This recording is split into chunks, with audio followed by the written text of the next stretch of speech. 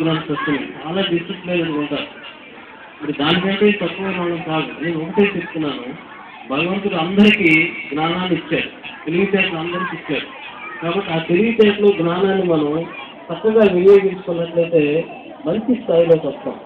Private స్కూల్లో చదివే పిల్లలే గొప్ప పిల్లలు, వాళ్ళకే మంచి నాలెడ్జ్ ఉంటుంది.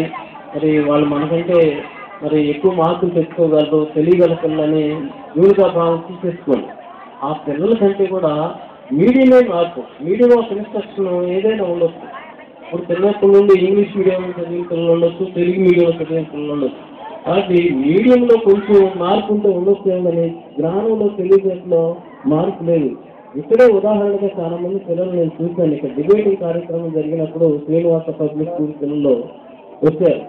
డిబేటింగ్ కార్యక్రమం జరుగుతూ ఉన్నది. వాళ్ళు ఏం చేశారంటే బట్టి చెప్పుకొని వచ్చారు. ఒక హాఫ్ అన్ అవర్ లేదు 10 నిమిషాలు చెప్పిన తర్వాత వాళ్ళ తర్వాత ఆ మ్యాటర్ రాలేదు, ఆగిపోయారు పిల్లలు. చాలా మంది పిల్లలు ఆగిపోయారు. అందరూ నేను స్వయంగా చూశాను వాళ్ళందరూ. అది మీడియం ఆఫ్ ఇన్స్ట్రక్షన్లో ఉన్నటువంటి స్వల్పమైనటువంటి మార్పులు, అంతేగాని జ్ఞానం తెలివితేటలో అందరూ సమానమే. దాన్ని ఉపయోగించుకునే రీతిలో ఉపయోగించుకుంటే పికప్ అయ్యి పిల్లవాడు మంచి స్థాయిలోకి వెళ్ళిపోతాడు. ఈ టర్నింగ్ పాయింట్ 10వ తరగతి దాటిన తర్వాత భవిష్యత్తులో ఏ గ్రూప్ తీసుకోవాలి, ఎలా వెళ్ళాలి, ఏ కళాశాలలో చేరాలి, ఏ గ్రూప్ తీసుకోవాలి, మరి ఏది తీసుకుంటే మనకు ఉపయోగపడేది భవిష్యత్తు అని ప్రణాళికలు సిద్ధం చేసుకుంటారు.